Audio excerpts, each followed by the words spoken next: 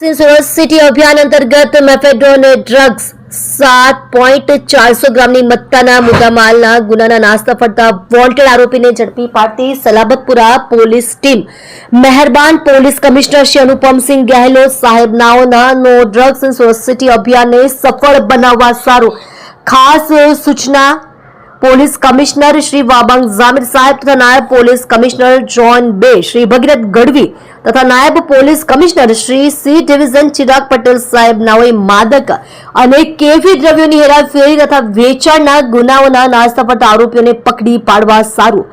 જરૂરી સૂચના આપેલ હતી। જે આધારે સલાબતપુરા પોલીસ સ્ટેશનના પોલીસ ઇન્સ્પેક્ટર શ્રી કેડી જાડેજા નાઓના નેતૃત્વ હેઠળ સર્વેલન્સ સ્ટાફના પોલીસ સબ ઇન્સ્પેક્ટર શ્રી વી ત્રિપાઠી તથા પોલીસ માણસો પોલીસ સ્ટેશન વિસ્તારમાં પેટ્રોલિંગમાં હતા। દરમિયાન હેડ કોન્સ્ટેબલ વિક્રમભાઈ ગોવિંદભાઈ તથા હેડ કોન્સ્ટેબલ કિશોરભાઈ ધીરુભાઈ તથા પોલીસ કોન્સ્ટેબલ અવિનાશભાઈ મહેન્દ્રભાઈ નાઓને મળેલ આધારભૂત બાતમી હકીકતના આધારે ગઈ તારીખ